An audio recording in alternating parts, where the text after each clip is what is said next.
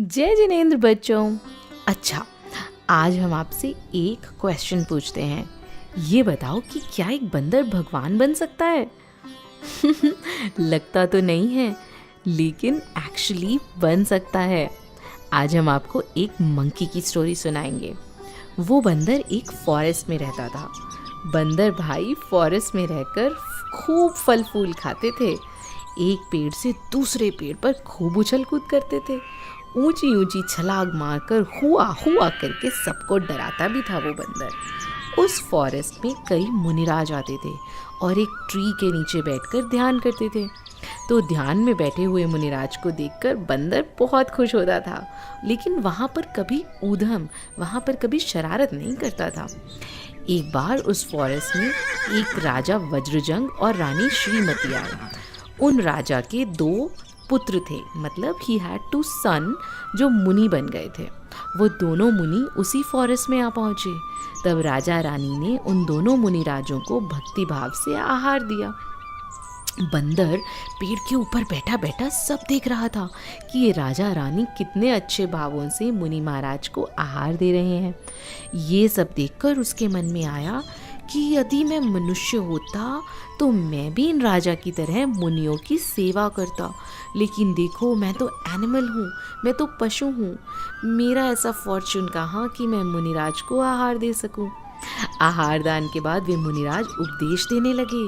राजा रानी उनका उपदेश सुन रहे थे और बंदर भी दोनों हाथ जोड़कर मुनिराजों की वंदना कर रहा था और वहाँ बैठा बैठा उपदेश सुन रहा था। ये सब देखकर राजा बहुत सरप्राइज हुआ और उन्होंने मुनिराज से पूछा, हे मुनिराज, ये बंदर कौन है? मुनिराज ने कहा, राजा, ये बंदर पूर्व जन्म में नागदत्त नाम का एक बनिया था।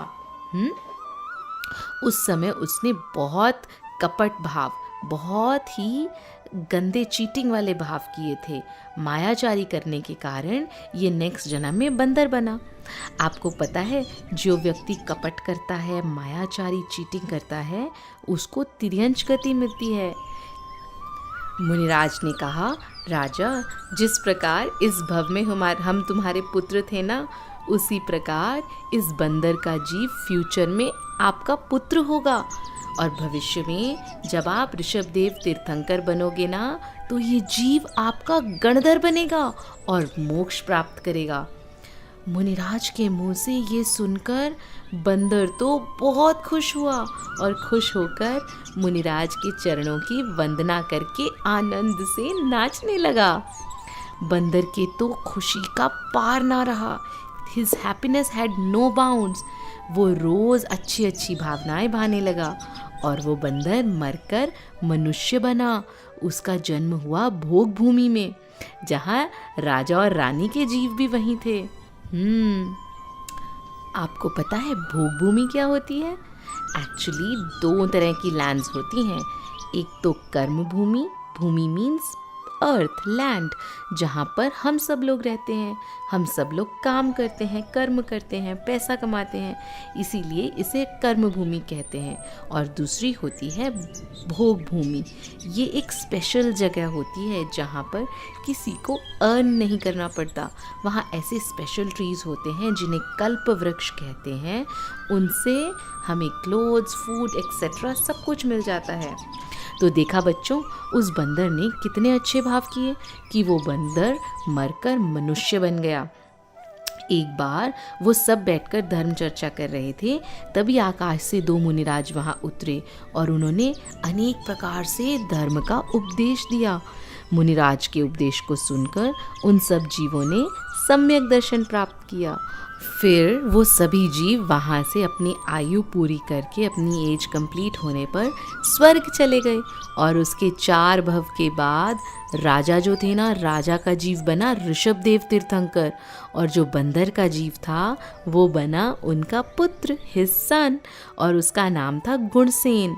वो इस संसार से वैराग्य को प्राप्त करके भगवान से दीक्षित हो गया और वो बन गए ऋषभदेव भगवान के गणधर। आपको पता है गणधर कौन होते हैं? गणधर स्पेशल मुनि महाराज होते हैं। उन्हें 63 रिद्धीज होती हैं, स्पेशल पावर्स। वो कभी आहार नहीं करते। भगवान का उपदेश सुनकर उससे वो द्वादशांग वाणी में कंपाइल करते हैं। They make 12 parts of the Jinvani और उसी बर्थ से मोक्ष भी प्राप्त करते हैं।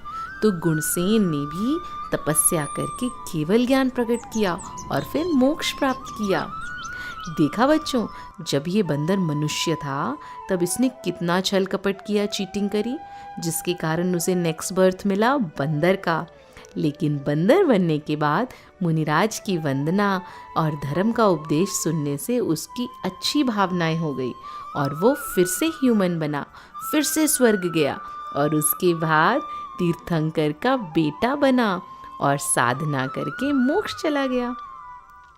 आप सभी भी प्रॉमिस करो कि आप कभी भी चीटिंग नहीं करोगे, हमेशा अच्छी अच्छी भावनाएं ही भाओगे और धीरे धीरे मोक्ष प्राप्त करेंगे ना। जय जिनेंद्र।